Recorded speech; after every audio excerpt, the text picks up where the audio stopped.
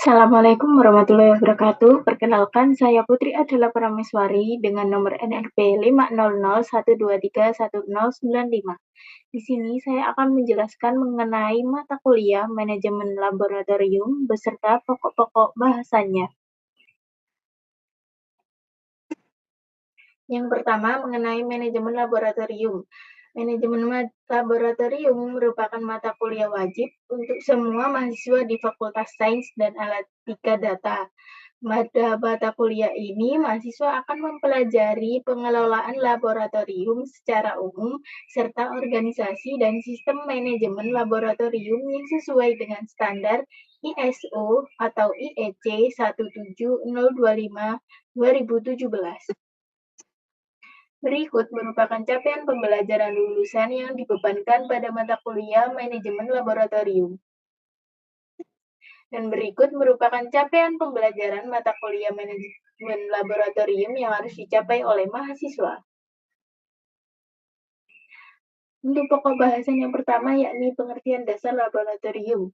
Laboratorium adalah suatu bangunan yang di dalamnya dilengkapi dengan peralatan dan bahan-bahan berdasarkan metode keilmuan tertentu untuk melakukan percobaan ilmiah, penelitian, praktek pembelajaran, kegiatan pengujian, kalibrasi, dan produksi bahan tertentu.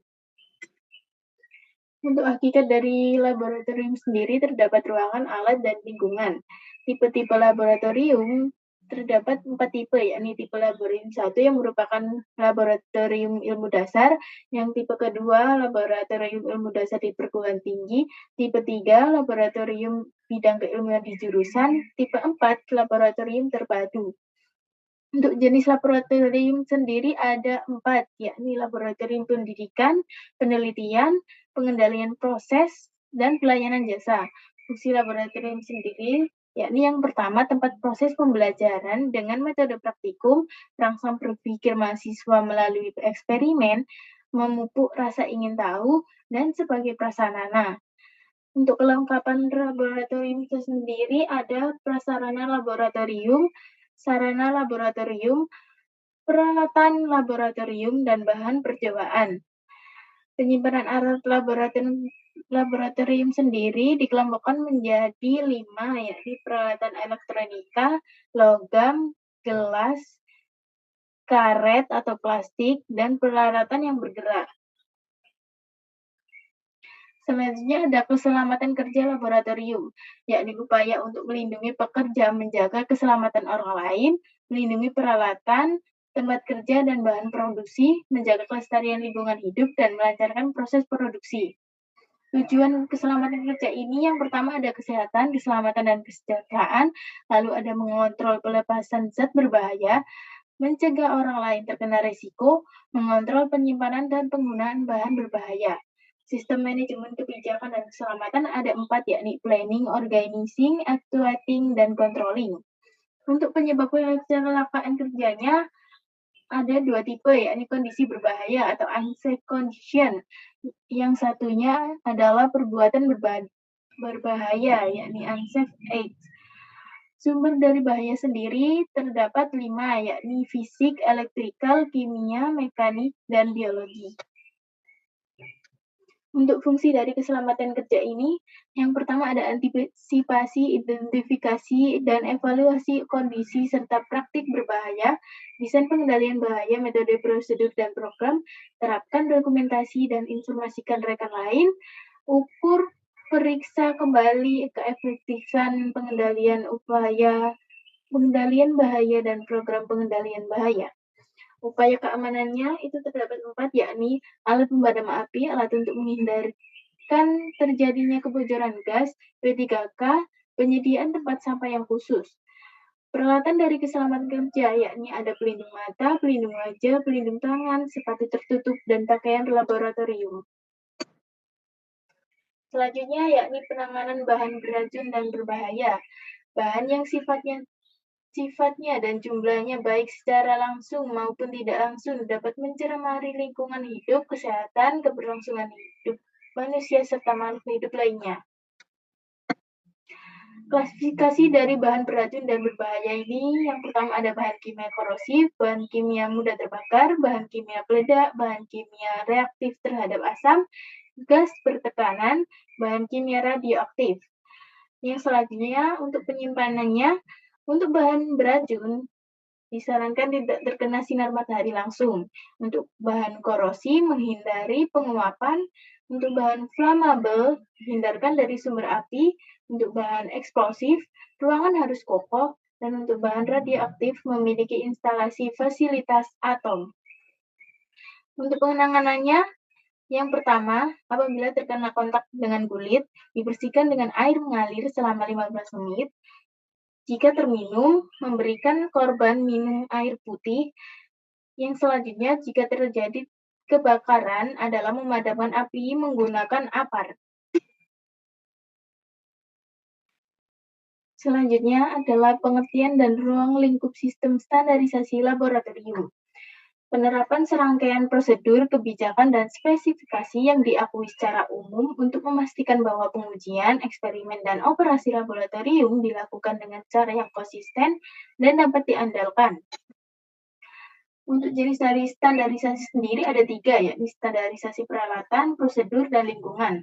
Manfaat standarisasi ini yakni kemampuan staf lebih baik, meningkatkan reputasi dan citra nasional, jaminan kualitas tes dan kalibrasi, meningkatkan efektivitas laboratorium, dan kualitas lingkungan pengujian sampel. Yang selanjutnya ada tantangan untuk standarisasi laboratorium ini sendiri.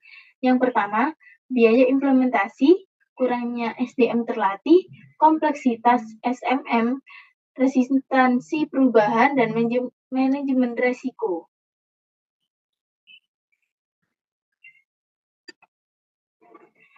Yang selanjutnya adalah pokok bahasan persyaratan teknis dan mutu laboratorium pengujian dan kalibrasi.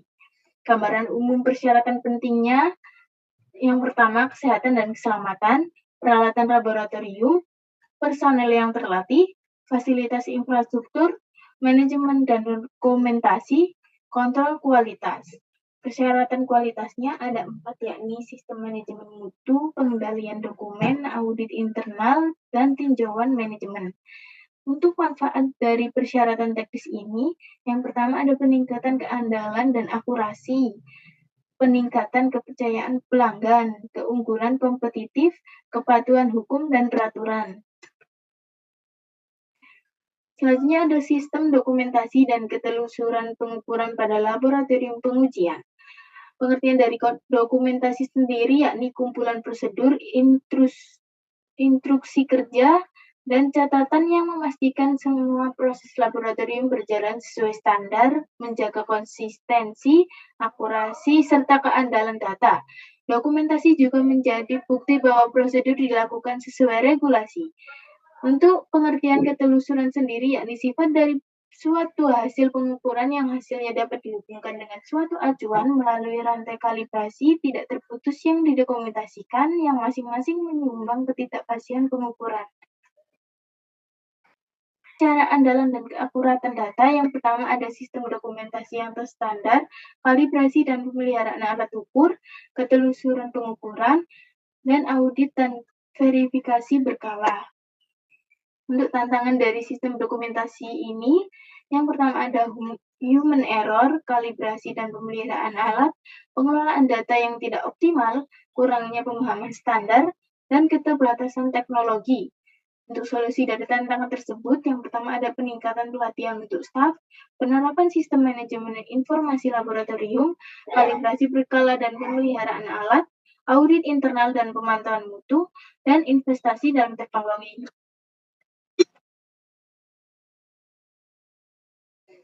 Selanjutnya ada ketidakpastian pengukuran. Ketidakpastian pengukuran merupakan suatu parameter yang terisolasi dengan hasil pengukuran yang mencerminkan ketersebaran nilai-nilainya yang layak dimiliki benda yang diukur. Manfaat dari ketidakpastian pengukuran ini ada 4. Yang pertama, membantu memenuhi ISO 17025. Yang kedua, menunjukkan kualitas proses pengukuran. Yang ketiga, menjamin validitas pengujian. Yang keempat, memberikan kepercayaan hasil pengukuran. Faktor dari ketidakpastian pengukuran ini, yang pertama ada standar dan referensi, alat bantu kerja, alat ukur, petugas, dan kondisi lingkungan. Ketidakpastian ini memiliki jenis-jenis, yakni yang pertama ketidakpastian tipe A, yang kedua ketidakpastian tipe B, yang ketiga ketidakpastian gabungan, yang terakhir ada sistem inventory laboratorium. Sistem inventory laboratorium merupakan suatu kegiatan dan usaha untuk menyediakan rekaman tentang keadaan semua fasilitas barang-barang yang dimiliki instansi. Untuk manfaat sistem inventory ini, yang pertama memudahkan penyimpanan dan pengambilan alat dan bahan, memudahkan rencana penambahan alat baru, peningkatan kualitas kerja SDM, dan merencanakan perbaikan. Fungsi dari sistem inventory ini yang pertama adalah mendata alat dan bahan laboratorium, menyimpan alat dan bahan laboratorium, dan mengadministrasikan alat dan bahan. Untuk aspek dari sistem inventory ini, yang pertama adalah ruangan laboratorium, fasilitas laboratorium, alat dan bahan, ketenangan, dan kegiatan laboratorium. Sekian presentasi dari saya. Mohon maaf bila ada kesalahan kata. Wassalamualaikum warahmatullahi wabarakatuh.